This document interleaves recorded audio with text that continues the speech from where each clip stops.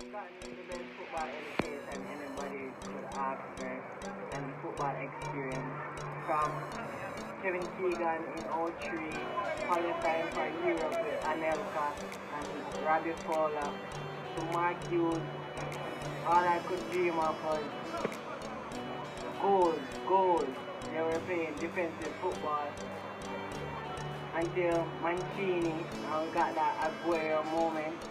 Pellegrini, Yaya Toure, unbelievable season from a midfielder, 25 goals.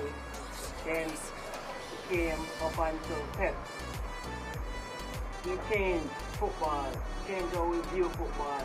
We play football in a different level. Tiki-taka, possession-based, rotation, players playing out of position. He is a manager that any coach, any player, any fan would dream of. Attacking football all the time. Thank you.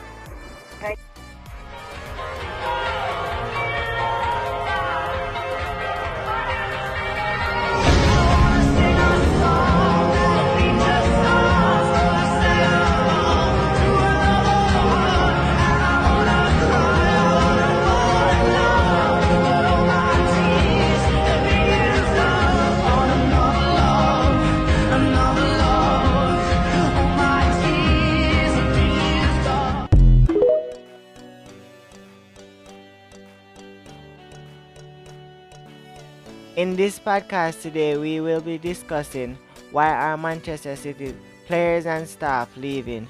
Do they know something new about the 115 charges? Manchester City has been charged 115 breaches of financial fair play, FFP, which were set by the Premier League back in February 2023. FFP was established by the UEFA in 2009 and implemented by the English top flight at the beginning of the 2011-2012 season. If any City fan remember that season, that's the season when Aguero scored that goal against QPR that win us the Premier League against our British rivals, Manchester United. No new information has surfaced through the media, but if you've been following the case closely, you would already know that the case that UEFA brought against City was unsuccessful when it was brought to CAS. UEFA and the Premier League are trying to stack the deck against us. Avengers assemble. We are going to need all hands on deck. Players and staff are leaving because of a process called brain drain. Brain drain is a slang term that alludes to the loss of human capital from one area to another, taking advantage of better opportunities. A perfect example is Mikel Arteta. He was an assistant manager under Pep Guardiola at Manchester City before getting the head coach role at Arsenal to become his own manager outright. Manchester City's success has turned the Premier League into what fans have called the Farmers League, which is used to downgrade the league's competitiveness because Manchester City has won the Premier League every season since 2017 except the 2019 season. The other Premier League clubs have decided to bridge the gap. But how do they bridge that gap? Ric Flair said famously, to beat the man, you gotta beat the man. The Premier League clubs started to source top quality players and staff from Manchester City. This solution to the problem came in handy because you get top quality talent while weakening and learning your main competitors' secrets. There has been many high-profile exits from Manchester City to join other Premier League clubs. Manchester City transfer policy is one of the most unique in football. They allow any player to leave to any club they choose, but that club first have to meet the player's release fee. If the club can't meet the release fee, that player has to keep performing until the next transfer window.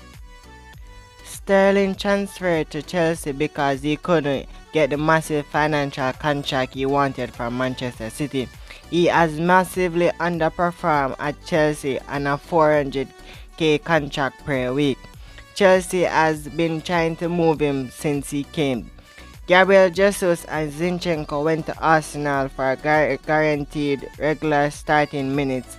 They have both been relatively successful in guiding Arsenal to two second-place finishes.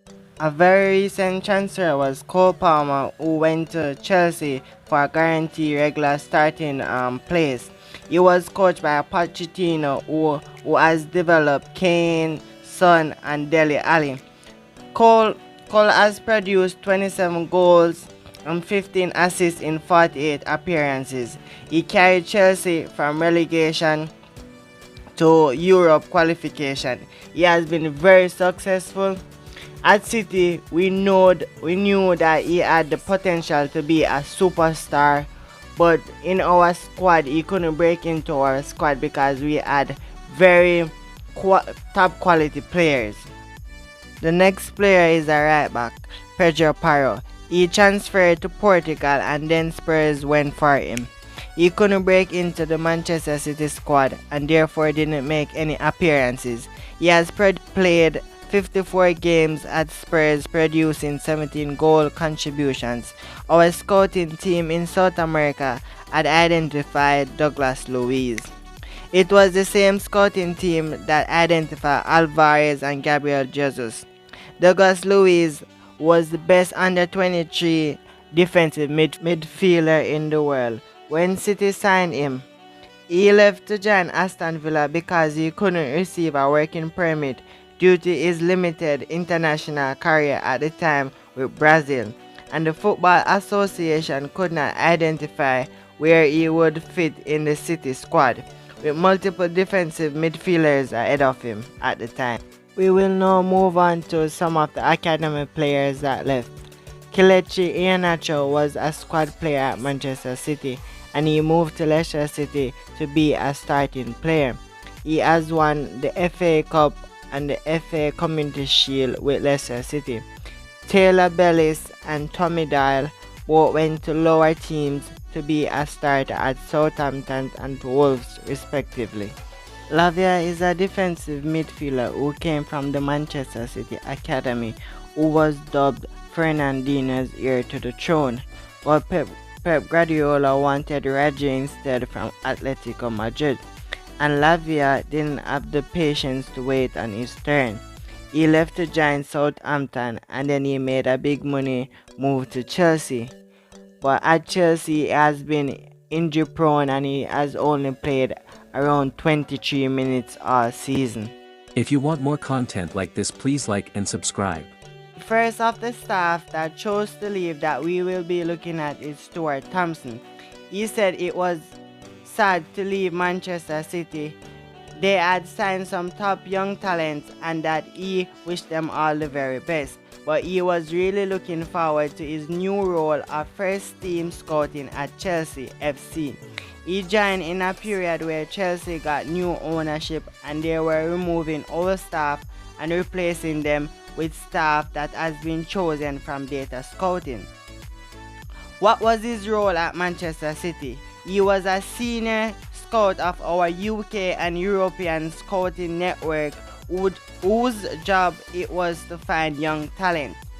At Chelsea, he has signed many different quality young players, but it is too early to assess his appointment.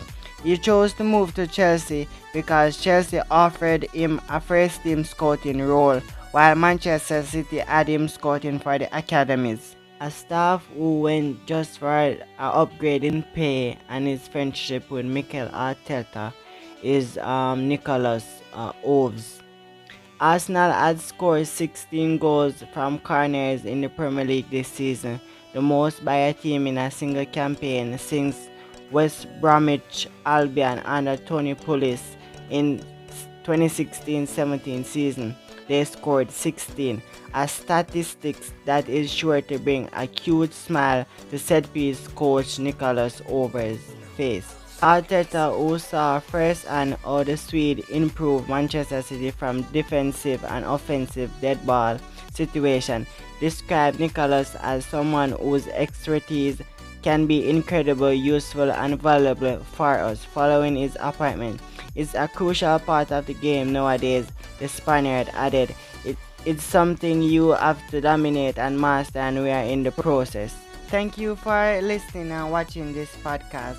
This episode will be a two-part episode, therefore tune in to the next part to see the other staff who chose to leave, such as Joe Shields, who is at Chelsea, and Omar Barreda, who is currently CEO at Manchester United. There are plenty more staff that chose to leave that have secured top positions in other Premier League clubs. So tune in to see that.